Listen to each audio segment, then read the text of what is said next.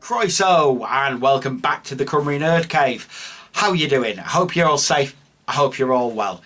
Back to Masters of the Universe toys. Why not? It's been a video or two since we've had a look. And last time we looked at one of these, it was the most powerful man in the universe. It was He-Man.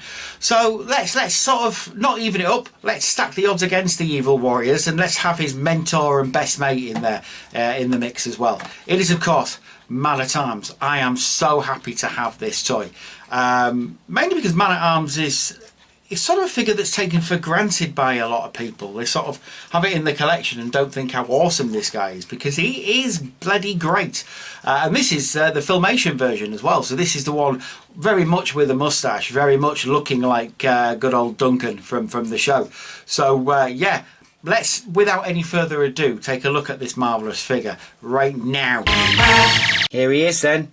Here's Man-at-Arms, Duncan himself. I wonder what his name is, his full name is, if he's got a full name. Is it Duncan Man-at-Arms? Duncan at Arms? Duncan Arms? I don't know. Donuts. But there you go. It's Duncan anyway, and he's looking very Duncanish in his packaging, which is the standard Masters of the Universe packaging. Look at how good that is. He's the heroic master of weapons. He's seen on TV and he's new. This is like first wave stuff, so it says for ages 14 plus rather than adult collector, which is what it says these days. And of course it tells you that figure twists for a power punch. He's got the mini comic, the fake mini comic at the bottom there, and obviously Super7 getting on the act as well. He looks really good in there. Really, really, really evocative of when I was a kid, is that. I do love me a Man-at-Arms. He's really, really good. Packaging on the back tends to be the same. Got a really good picture of him. As he's kind of the second in command, he's fighting Skeletor, second in command, Beastman, just outside Castle Grayskull, which that is the Castle Grayskull that you would see on lots of packaging, I'm pretty sure. They sort of redone it, and it looks really, really similar to what it did. Teela, who we've seen before, coming to help Man-at-Arms, and Orko, who I haven't got yet, and I do need. Heroic Warriors then, so He-Man, She-Ra, Man-at-Arms, it's advertising Man-at-Arms, Teela, the Robot He-Man, who I'm not sure whether I'll get. I might do, I don't know. The Evil Warriors, I've got all those. Got all those now in the Evil Hordak. And as always, twist his waist and he swings back with a punch, because yeah, that's what He-Man figures do. So, let us, everybody, open this thing up, and then I'll come back to you and we'll have a look at Man-at-Arms in a sec. We're back in the void to look at Man-at-Arms, and as always, let's have a look at the art card that we get. I love these art cards. One of these days I'm going to get a big picture frame. I'm going to put them all in, because they're going to look really nice in something like that, I reckon. Again, this is by our friend Emiliano Santalucia. And it's Man-at-Arms in a pretty standard Man-at-Arms pose. He would look like this a lot in the show, fending off Skeletor and the Evil Warriors. Really, really nice work. Loving it. And as always, we have from Toy to Toon. So we've got his original toy there. Notice he's only got one arm greave on there as well. And then in the cartoon to have Castle Grayskull. And then in Filmation, where he has two arm greaves, because you can flip that over and it'll look exactly the same. You see, I know what you're up to, Filmation. I know what you're doing. You're maximising your artwork because you're on a budget. There we go, as we always say. Man-at-Arms' first animated appearance was an early television commercial for Castle Grayskull, because he was. The commercial's toy-accurate look was greatly simplified for animation, reducing the detail of his costume, making it symmetrical. He was also given a moustache to convey his role as a mentor or father figure, which he definitely was to He-Man and Prince Adam. There we go. So let's have a look at the figure itself. It's so good. It's so nice. I really do love the look of Man-at-Arms. That, to me, is as 80s as anything that He-Man can sort of throw at you. He just looks, he looks like the Man-at-Arms I grew up with. Don't get me wrong, I love the toy. The toy was one of my favourites growing up. But this obviously is what you saw on cartoon. This is the Alan Oppenheimer voiced Man-at-Arms, good old Duncan. like I say, 2 arm greaves, because that's what he had on the show. He's got his armour there. None of this I'm taking off because it's a faff to get back on again, frankly. And yeah, he's harnessed at the back. He's got his green bodysuit on. He's got his furry knickers. And he's got his blue belt, which, you know, just screams man-at-arms to me. That his face and helmet are really good as well, if you can get there we go. So his face, it looks slightly old. He doesn't look as aggrieved or constipated as the original toy does. But he does have the tash, and he's arching an eyebrow, sort of rock style. Do you smell what Duncan's cooking? And they greatly simplified the detail on his helmet for now.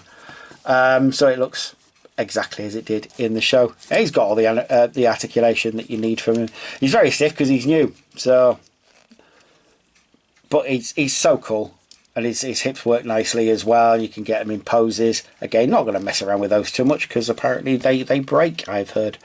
But he does a couple of good action poses, and obviously he does a good punch. There you go.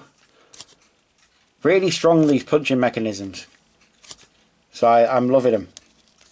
Really, really, really fun to play with. Just a fun, nice figure. If you can stand up straight, which you can.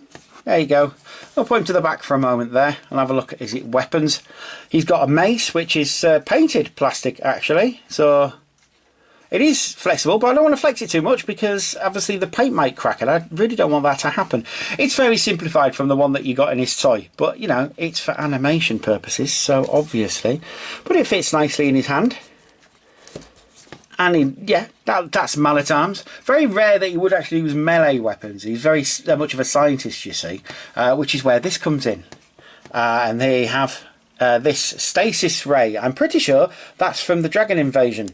In fact, I'm 90% sure that's what it's from. But this is a stasis ray that he used to basically freeze objects, freeze people and creatures in mid-motion. So if I get rid of his mace and put that in instead. The only problem is, because Masters of the Universe don't have articulation where they can put their arms in, he's forever holding it like that. But I guess, you don't scare me, which is a line from the show. Yes, I know, I'm sad. But there you go. But he can hold it, and it's a nice little thing to have. Nice little curio, so I do like it.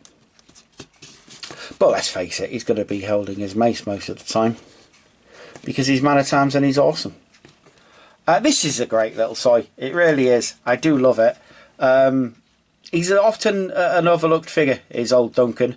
But I think he's one of the most important figures, both as a figure himself and obviously an action figure in the whole Masters mythology, because you need that father figure that teaches He-Man the lessons that he needs to learn to be He-Man. He's as much, you know, as part of the He-Man mythos as Adam, as Cringer, as anyone. So he's a really lovely character to have. I love him to bits. If you are any kind of Masters fan, you do want him. And at the end of the day, they don't cost that much. These are only sort of like, if you go to the right places, they cost about £25 tops. And that's not bad for an action figure these days, especially one that's aimed at adult collectors. I think that's really, really good. Basically, what I'm saying is, if you're in the UK, go to Kapow, because they'll send you it. It'll be quick.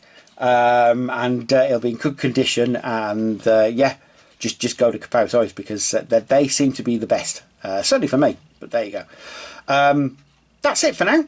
I shall leave you with the lovely image of Duncan, aka Man-at-Arms. Please do all take care of yourselves and each other. Stay safe, stay local, and yeah, let's get through this, shall we? Bye bye for now.